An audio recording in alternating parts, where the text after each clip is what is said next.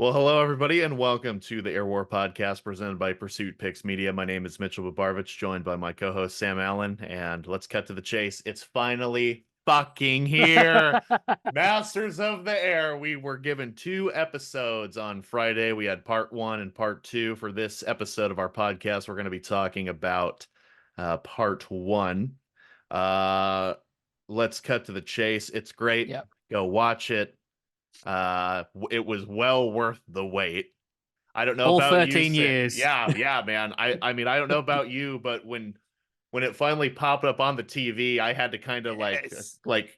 compose myself a little bit because I couldn't I couldn't believe that it was here, and it looks so good. It just Oh, looks it looks amazing. amazing. Yeah. And I didn't even wait to get out of bed to start watching it. I just got it straight up on my phone. Yeah. Because I could not wait for it. We've been waiting God knows how long. I mean, So what time did it come out for you?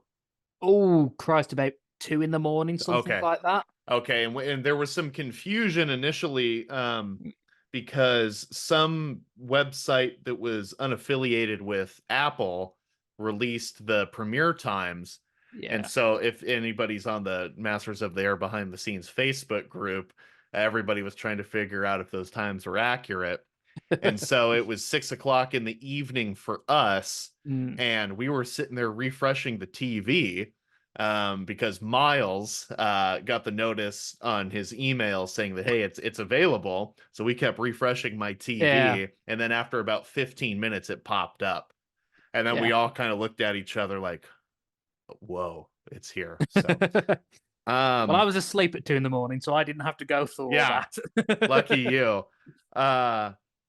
So spoilers, we'll just throw that in. I mean, look, the show's great. We're not going to go from start to finish of what happened in the plot. We're going to talk about what we got out of it. And yeah. Quite frankly, I'll just go ahead and say we're probably not going to see anything like this ever again in terms of this subject. Oh, no, never. Well, I won't say never, but the sheer cost that it's taken this to make, it's going to take someone with a massive wallet to do this again. Yeah. And every dollar spent shows in the CG. The CGI looks great. The production design looks great. The recreated Thorpe Abbots, which they did at I think Dalton Barracks in Abingdon, looks great. Yeah. The replica B-17s, I think there were 2 1-to-1 scale B-17s that did taxi on their own power. Those look great. Well, let's just go ahead and go down what we really liked. Yeah. Sam, why don't you lead off? See, I think I'll start with the most poignant bit for me. And while it was only a minor part of the episode, I think it speaks volumes. So it's that scene where they're about to take off for Bremen and they're going through the checklists, the pre-flight checklists of getting the B-17 started up and everything. And it's something that should be so mundane and simple, but it speaks volume about just how hard this job is.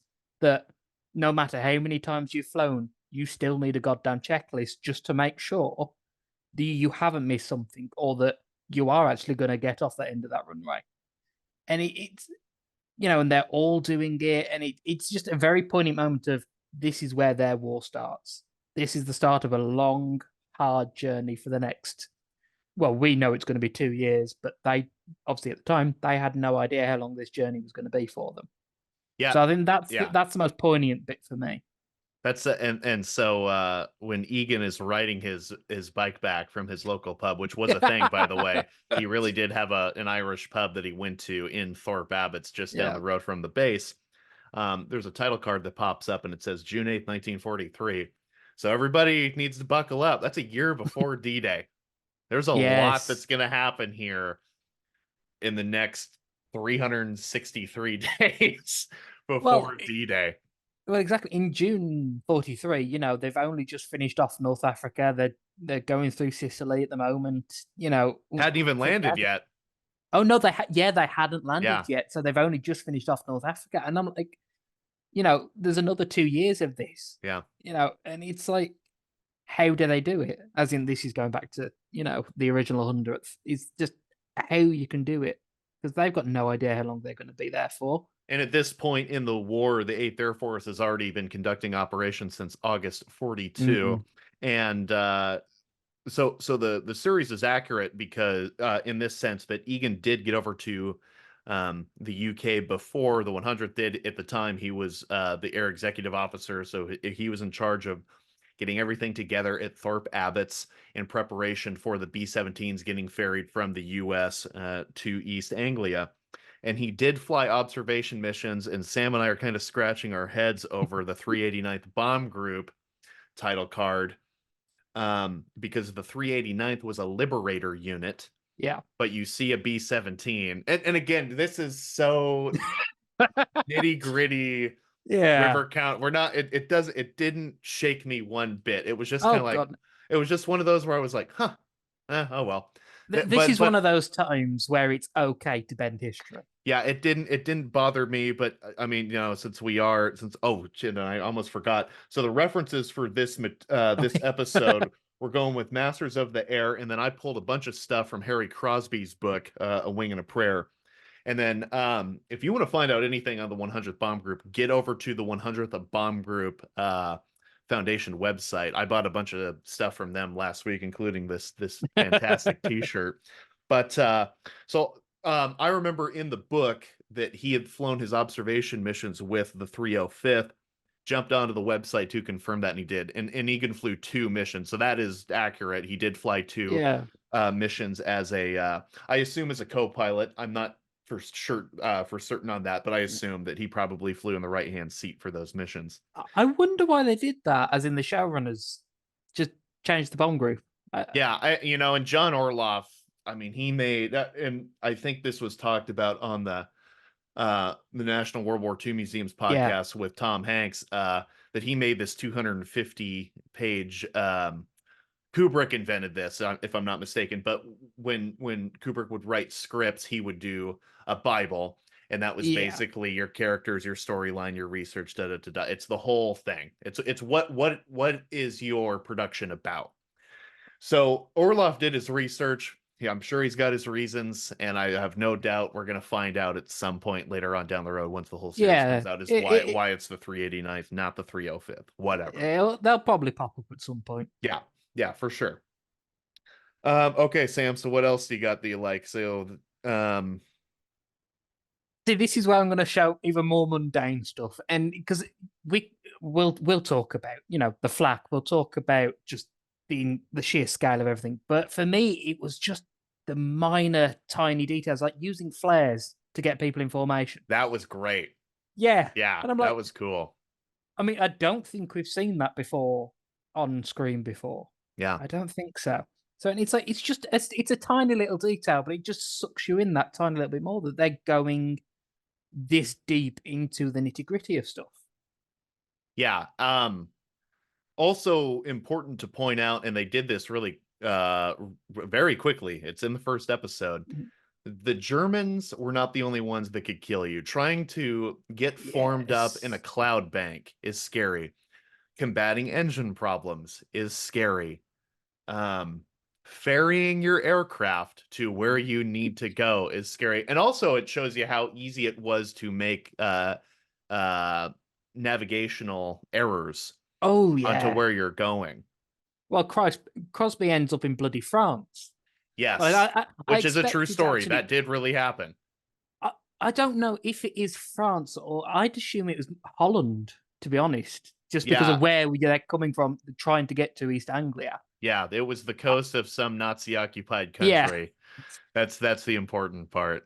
But that did yeah. actually happen, and then they were able to belly land the aircraft, and that's obviously a great scene because I mean, unless you know it, I knew it wasn't going to blow up. But my wife and Miles, I mean, they weren't aware of what was going to happen. And it delivered. It's like, oh man, this thing's going to blow up. I got to get the hell out of there, and then nothing happens. If I didn't know that Crosby had survived, that was the only way that I didn't know it wasn't Yeah. going to blow up, is because I knew obviously Crosby survives, and as Mitch mentioned, he later goes on to write a book and so on and so forth. Well, let's trade off things we like. So I typically don't like voiceovers.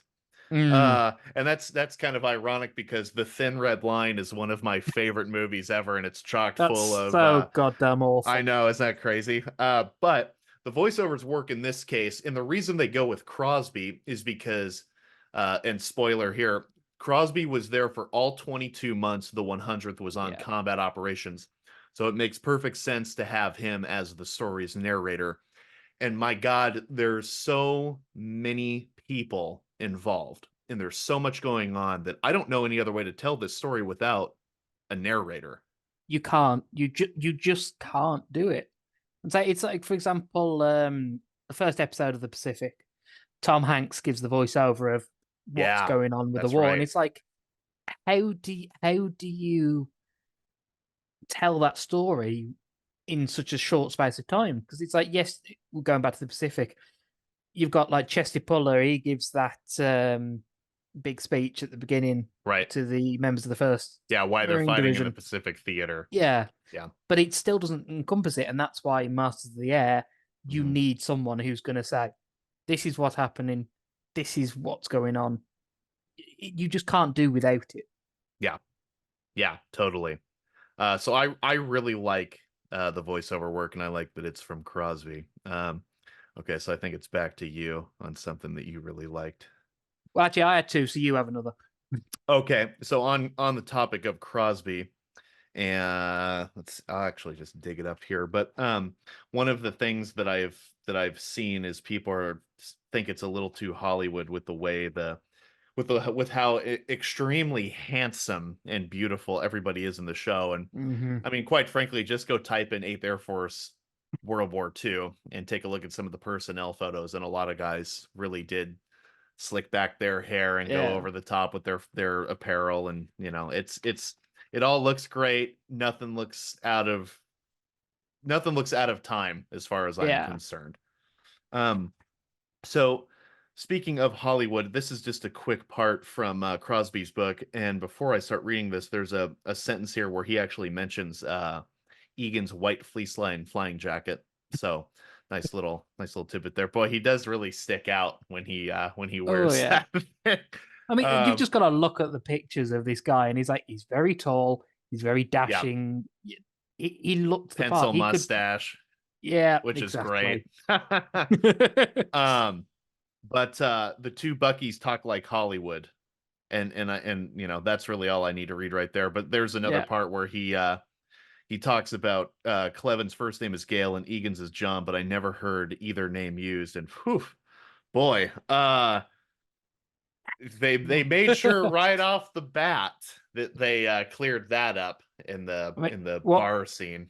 Yeah, I mean, what was it? 2 minutes, 3 minutes, if Not, that. dude, not even. I as you get those two guys who talk at the beginning, and I can't remember. I thought one of them was Douglas, who I believe is either the bombardier or the nav. I think Douglas was a Oh bombardier, but yeah. I don't think now that I went back and rewatched this before the podcast, I don't think that was him. But the other guy was a pilot. I just Oh yeah, can't remember definitely his he name. was. And that is one slight complaint. But again, there's just so many damn people. And newsflash to people watching this is unlike Memphis Belle, the 1990 Memphis Belle, so the movie, um, that movie made you think that these bomber crews stuck together, right? Yeah. It was one crew per plane. It was not like that. Personnel got mixed up. Guys flew different planes. So that's just something that we're all going to have to get used to. And also, and as an Just add-on for that, is that when people say like the 100th bomb group went on a raid, well, v- not very often was the 100th up to strength. Very, yeah, very, very common to have under strength formations on these missions. Not just the 100th, but to the entire 8th Air Force and Bomber Command. You're not going to get a set number of aircraft going over. It's going to vary every single mission. yeah. They and typically the four squadrons within a group tried to average Mm. anywhere from 8 to 12, and then on Yeah. that first mission, Veal's squadron, which uh is played by the guy who was Jack Nelson in the last season of Peaky Blinders, and I pointed this out to Sam, and he's like, "Oh my God, that's him." So there's a Yeah. lot of really good that guys in the show too. But anyways, Oh, so that squadron on that first mission, the Bremen raid, they only had 6 aircraft. One guy turns back, you're down to 5, yeah. and they're below and behind where they need to be. They're in the coffin corner. That's typically what the low squadron was called, or tail end Charlie. Yeah. And because they were separate, I mean, for various reasons, but because they were separated from the group, it made them a lot easier to pick off. And as you can see, the German fighters absolutely tear through that formation, and they end up losing Exactly. 3 aircraft on their first mission, and it was a mission that ended up being scrubbed. And so that's one of the things I've got on my list as one of the interesting points is that they don't drop their ordnance. They just turn around and then ditch them in the sea later. Which that And happened. yeah, but I don't get it. So I don't know whether this is my British point of view talking, but if that was me and if it was Bomber Command, I'd expect they'd just drop it anyway. Because Well, that you've got to drop it at some point. You might as well drop it on Germany. yeah, and that I think later on in the war that ended up being a thing, and there's actually a really Yeah. infamous case of this where I think it was a liberator group had cloud coverage over the target Mm. and then bombed Zurich Oh yes, by accident. Swiss capital or one of the Swiss And capitals. then I don't know. and then I think there was another incident where Nijmegen was bombed by accident instead of I think that there Yeah. was cloud coverage over the target, and I think I want to point this out, and I'm not totally certain on this, and this is why we try to mention at the beginning of episodes is if we miss something, please let us know. I Yes. think this is before you started to see H2X in the B-17s, which is the radar bombing, which allowed Oh them to bomb through clouds. I think this is just before you started to see yeah, H2X because that comes on in the on latter on half of 43, isn't it? well, at least on a wide scale. I think they Yeah. might have been using it at this point, and I'm fairly certain there's photographs of B-17s bombing through clouds in Mm. 1943, but I'm not sure that H2X was widespread at this point. So that's No, another issue that you have right there. yeah, and say because this also comes back to like we talked about in our expectations for the series, is that Bomber Command and the 8th Air Force had very different ways of doing things, and Bomber Command would just drop because that was their whole thing was saturation bombing anyway. Yeah, But for sure. excuse me, if you can't see the target, then you're gonna hit Germany at some point, so do it. To just drop. Well, and they briefly mentioned that the secondary target was covered. Mm, And I think that was common. They always had some sort of secondary target. yeah. Um, and I don't know, the distances varied between your primary and secondary target. Now, for the sake of time constraints, they're like I mean, basically the guy looks out of the out of the cockpit and goes, "Yeah, we got cloud coverage over that second target. We're gonna have to scrub." But that's, I get it. You gotta Yeah. compress a 7 or 6.5 hour mission into, Yeah. goddamn 20 minutes. Exactly. And I think just one more thing on this point is that why they're dropping the bombs in the first place before landing, because most people would probably think, oh, you just bring them back, use them again. But you do not want to land a B-17 or any aircraft with a bomb bay full of ordnance, Yeah, right. especially because it's just far too risky. Yeah, I nobody's think there's gonna a go back there and try and put the pins, right? I mean, hell, no, I wouldn't want to do that. I wouldn't want to take them out in the first place. Let's be honest. Yeah, that's true. Yeah, I would definitely be a really good like meteorologist officer in the 8th Air Force, not a pilot. I could Uh cook, I think. yeah. Yep, I'll polish your ammunition before you go out. Um Basically, we're both cowards. yeah, yeah, you wouldn't catch me doing any of that shit. And they were they were extremely tough men, man. I mean, those Oh, the frostbite, the yeah. flak scenes, that poor bastard in the ball turret of the B-17 who has the flak. Oh, It goes through the plexiglass, and he's got that piece that ends up yeah. right next to his head. Um, but there's a part that I'm glad that they explained this, where they pull him out of the ball turret, and the waist gunner, it's either the waist or the top turret gunner, pulls him out and says, "Your suit's full of holes."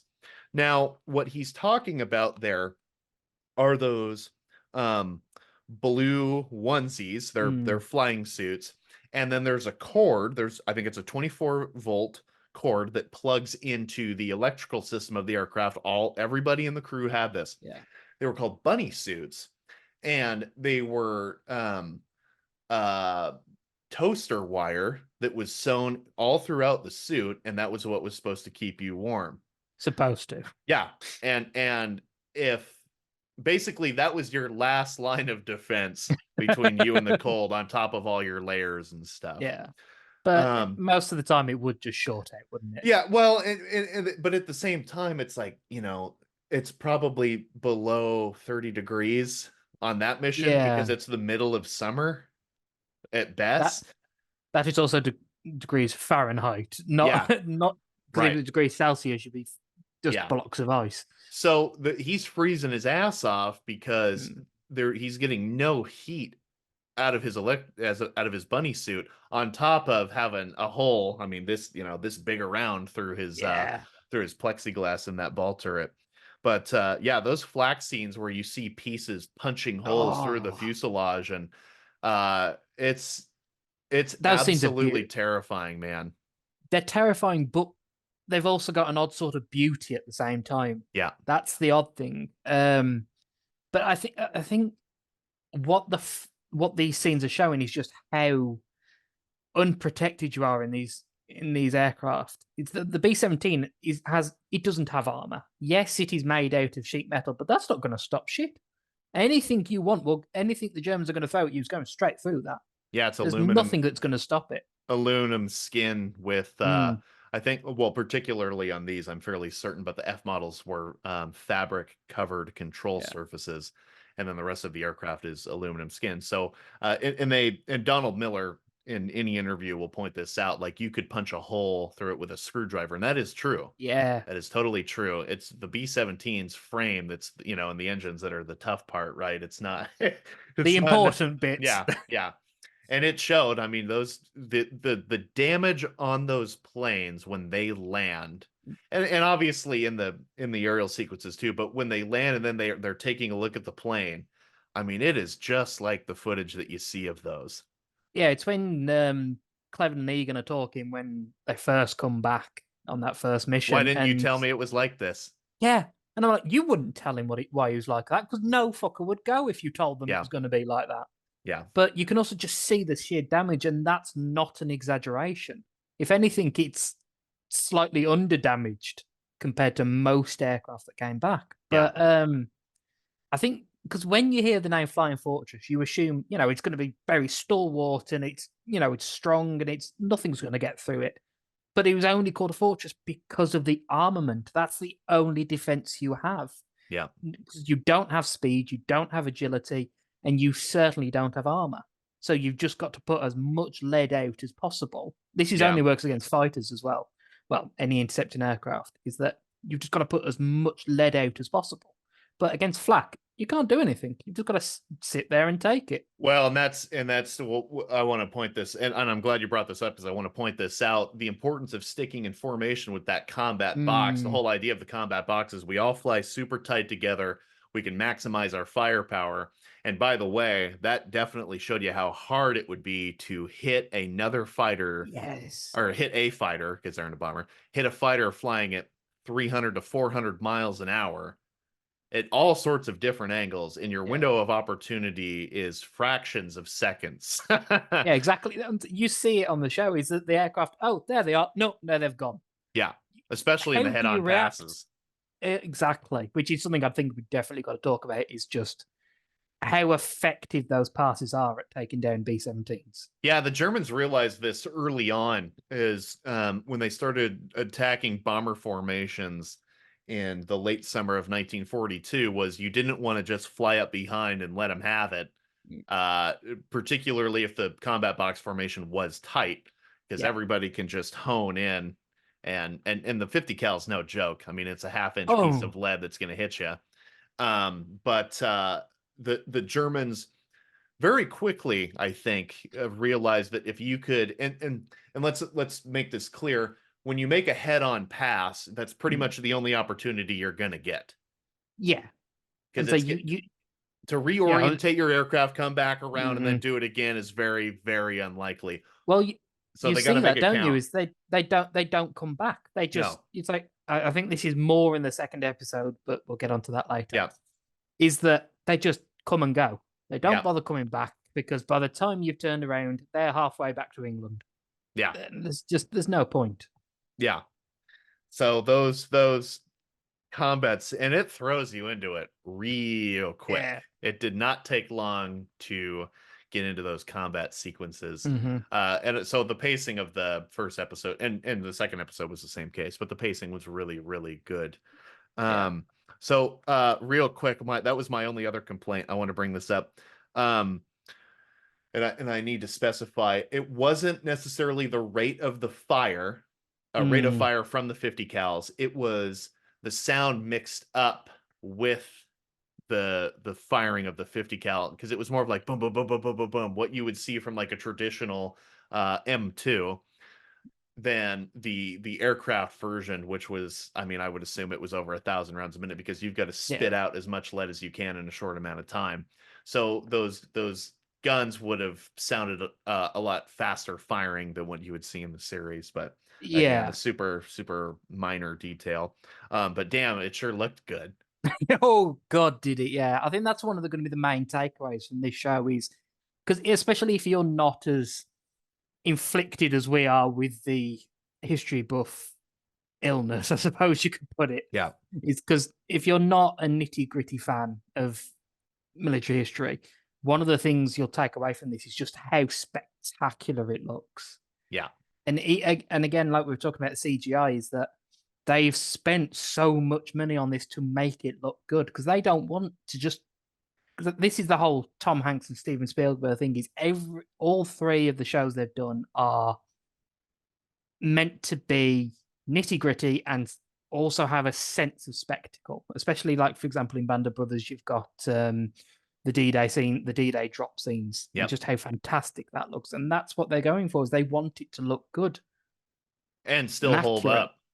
Yeah. I mean, even 2 decades later, I know some of the CGI in Band of Brothers looks a little dated, but even then, it's not enough to pull you out of it. And this is Yeah. something I think that, like those two prior series, it will definitely stand the test of time. One more note, a couple more notes here on Egan and Clevin. So Clevin really was a very stoic guy. He really did not partake in in drinking. He wasn't really interested, but he was a cowboy from Wyoming, man. I mean, it was. Yeah. And then Egan really was. Egan, I don't necessarily think was crazy, but he was a larger than life character. Yeah. When he walked into a room, he lit it up. There's a Well, part in the book, well, I was just gonna say real quick. There's a part in the book where, because Egan was significantly older than a lot of these guys. He was 26 or 27. So he's in command of 18, 19, 20, 21-year-olds. And one of the first things he said when they got to Thorpe Abbott's was, "I can outdrink any of you children." And that's definitely something you're going to see in the second episode. Oh yes, and so well that's the interesting thing about Egan and Cleven is both in the show and the historical people is that they're chalk and cheese. They're completely different people, but yet they get on so well, and they are best of friends. Yeah, and I think you could tell early on that there was such a rapport between those two actors, that it just seemed like as soon as those two sat down at the table, when both their girlfriends get up to go play the music, it's like you could just tell that those guys, it Yeah. appeared that they had known each other for a while. And kudos to Austin Butler and Callum Turner for pulling off those Yes. performances, man, because I mean, they are great. They are Yeah. defining their generation of actors. And so it's especially the chap who plays Cleven, whose name has just completely gone out of my head. What's Austin his name? Butler. Thank you. Because obviously he's just come from doing Elvis. I think he did Elvis and then went straight into Masters of the Air. Yeah, it was like a week or 2 weeks. Yeah, exactly. And so it's like I think he's going to be one of these people that we need to watch in the future because he's Yeah. going to be one of those big names, I think. Well, and he's got a movie, and both these guys seem to be in historical Yeah. dramas. He's got a 1960s biker gang movie coming out soon with Tom Hardy in Ooh. it. Yeah. And I'll watch anything with Tom Hardy, but Oh it's like, yeah. oh my God, throwing Austin Butler too. All right, yeah, we can do that. Okay, so we're coming down to the last 5 minutes here, and Sam and I are both big fans, and Sam doesn't know that I'm about to do this, but we're both big fans of the Fighting on Film podcast, and they have a section in their podcast where they talk about what gear they like. It's called the Alley Tally. Yeah. So they mentioned the shoulder holsters and the bomber jackets. So I pulled out my World War II shoulder holster with my Colt 1911. This 1911 was made in 1918, but it was upgraded to the 1911 A1 configuration. So it's got the arched mainspring housing, the short trigger. But anyways, so this is a 1918 that was upgraded to the A1 by Remington Rand in 1942, I believe. Yeah, I had no idea this was coming, folks. By the way, Yeah. you'd mentioned. I know you mentioned something months ago about a nice surprise, but that is just stunning. Yeah. So, and then it's in the M3 shoulder holster, which most of the pilots and aircrew in 1943 would have had. Yeah. So there you go. And it's actually, I didn't realize this until a couple weeks ago when we got moved into the new house, that it has a guy's name stenciled, or not stenciled, but Ooh. carved into it with a serial number there. So we'll have to look that up later. But there you Yeah, go. and I think we're definitely going to be coming back to that later in this series when we Yeah. see the 1911 being used. Yeah, for sure. There's going to be some guys who get shot down, and then this is what they have to turn to. Yeah. Which, boy, if you had to turn to that, you're pretty much screwed. And then the last thing here, it's been sitting on the back of my chair. Oh. So we've got the B3 flight jacket, but I specifically got the one that has the two-tone with the brown. So he's showing off now, folks. it's gonna get really warm in here in a second. But so it's got the pocket right there for the map. And then what's cool about the detail is they've got the Army Air Force logo on some of the straps and stuff, and then it's got the buckles on the neck. But I made sure I got the one that was closely resembling Austin Butler's jacket. So anyway, so this is the B3. This was a this was basically the jacket anytime they're flying on combat missions. Yeah. This is what they would have worn. So anyways, just a little shout out to the Fighting on Film guys, because they talked about the bomber jackets and the 1911s with the shoulder holsters. So I'll be sure to tag those guys. And God, if we get some sort of reply for them, I'm going to be tickled pink, because I love their podcast. So they are brilliant. Yeah, they are. They are. Shout out to Matt and Rob. We really enjoy your guys' stuff. Okay, so that's going to do it for this episode of the Air War podcast. Sam and I are going to go watch episode 2 now, and then we will we'll get a recording on that. Yeah. Well, let's see, probably immediately after we watch that episode. So, all right, we're out of here. Thanks again, and see you guys on the next episode.